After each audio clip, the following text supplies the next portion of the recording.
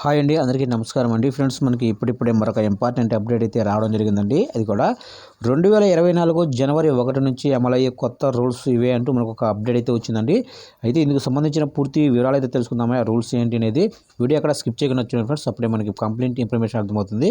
ఇక వీడియో నచ్చినట్లయితే ఒక లైక్ చేసి సబ్స్క్రైబ్ అయితే చేసుకోండి ఫ్రెండ్స్.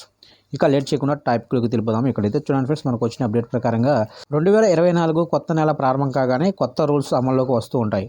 ఇక కొన్ని గంటల్లో 2024లోకి అడుగు పెడుతున్నాము. ఈ సందర్భంగా జనవరి 1 నుంచి అమల్లోకి ఫైనాన్షియల్ మార్పుల గురించి ప్రతి ఒక్కరూ ఖచ్చితంగా తెలుసుకోవాలి. ముందుగా చూసినట్లయితే చిన్న పొదుపు పథకాల వడ్డీ రేట్లు, సుకన్య సమృద్ధి యోజన సహా పోస్ట్ ఆఫీస్ 3 ఏళ్ల టైం డిపాజిట్ వడ్డీ రేట్లను పెంచింది కేంద్రం. కొత్త వడ్డీ రేట్లు జనవరి 1 నుంచి అమల్లోకి రానున్నాయి. జనవరి మార్చి త్రైమాసిక గాను ఈ రేట్లు పెంచింది. అయితే సుకన్య సమృద్ధి యోజన స్కీమ్లో ఇక వడ్డీ 8.20% లభిస్తుంది. అలాగే 3 ఏళ్ల డిపాజిట్లపై వడ్డీని 7.10% అయితే పెంచింది. ఇక నెక్స్ట్ చూసుకున్నట్లయితే కార్ల ధరల పెంపు. ఇండియన్ ఆటోమొబైల్ మార్కెట్లో కార్లు, ఇతర కమర్షియల్ వాహనాల ధరలు పెరగనున్నాయి. అయితే జనవరి 1వ తేదీ నుంచి తమ వాహనాల ధరలు పెంచనున్నట్లు Tata Motors, Maruti Suzuki, Honda సహా దాదాపు అన్ని ఆటోమొబైల్ సంస్థలు ప్రకటించాయి. అయితే పలు మోడల్స్పై 2-3% మేర ధరలు పెరగనున్నాయి. ఇక నెక్స్ట్ చూసుకున్నట్లయితే యూపీఐ ఐడి డిసేబుల్. యూపీఐ ఐడికి సంబంధించి కొత్త మార్పులు జరగనున్నాయి. ఏడాదికి పైగా వినియోగంలో లేని యూపీఐ ఐడీలను ఫోన్పే, గూగుల్ పే వంటి యూపీఐ యాప్స్ తొలగించనున్నాయి. అయితే ఆయా ఐడీలు జనవరి 1 నుంచి పనిచేయవు.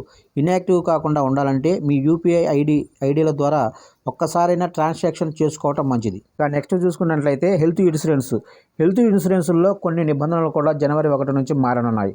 ఆరోగ్య బీమా పాలసీదారులకు రివైజ్డ్ కస్టమర్ ఇన్ఫర్మేషన్ సిట్ని విడుదల చేయాలని బీమా రెగ్యులేటరీ సంస్థ ఐఆర్డీఐ స్పష్టం చేసింది. అయితే 2024 జనవరి 1న అమల్లోకి వస్తుంది.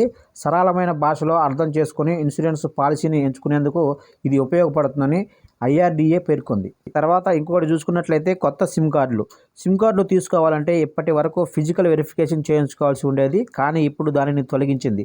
డిపార్ట్మెంట్ ఆఫ్ టెలికమ్యూనికేషన్స్ కేవైసీని పూర్తిగా డిజిటల్లోనే పూర్తి చేయాలని వెల్లడించింది. ఐడి ప్రూఫ్ చూపిస్తే వెరిఫికేషన్ అయిపోతుంది. కస్టమర్ల అక్విజిషన్ కాస్ట్తో పాటు సిమ్ కార్డు మోసాలను అరికట్టేందుకు ఈ నిర్ణయం తీసుకుంది. జనవరి 1 నుంచి ఈ రూల్స్ అమల్లోకి వస్తాయి.